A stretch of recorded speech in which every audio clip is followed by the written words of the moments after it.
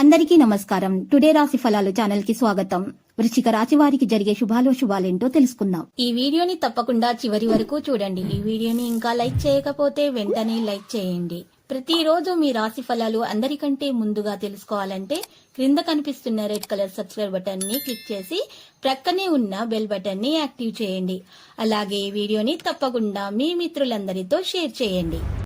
మీరు మిమ్మల్ని ప్రేమిస్తున్నారు అనుకుంటున్న స్త్రీ మీ దగ్గర కేవలం డబ్బు కోసం మాత్రమే ఉన్నారనే విషయాన్ని ఈరోజు మీరు తెలుసుకోబోతున్నారు. ఈరోజు బయట ఆ స్త్రీ మిమ్మల్ని షాపింగ్ అని తీసుకుని వెళ్ళి మీ దగ్గర ఉన్నటువంటి డబ్బులు మొత్తం అయిపోచేస్తారు.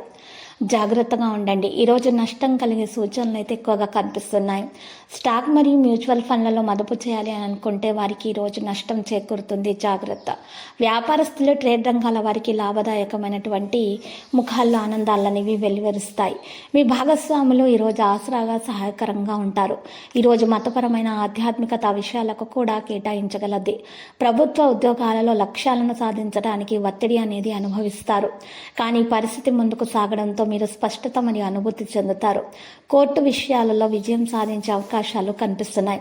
అలాగే విస్తరణ ప్రణాళికలు చేయడానికి తగిన సమయం కూడా ఉంది.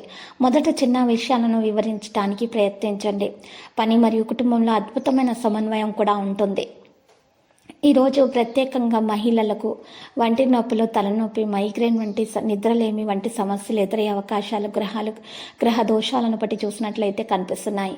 అయితే మీరు ఈరోజు మహిళలు ప్రత్యేకంగా ఈరోజు దిండు కింద అమ్మవారికి పూజ చేసినటువంటి పూలను ఒక పువ్వుని తీసుకొని దిండు కింద ఉంచుకొని పడుకున్నట్లయితే ఉదయం కల్లా సూర్యోదయానికి ముందే ఆ పువ్వును తీసేసి పారే నీళ్ళలో వదిలేసినట్లయితే మరి ఈరోజు మీకున్నటువంటి దోషాలు పరిహారం అయిపోతాయి.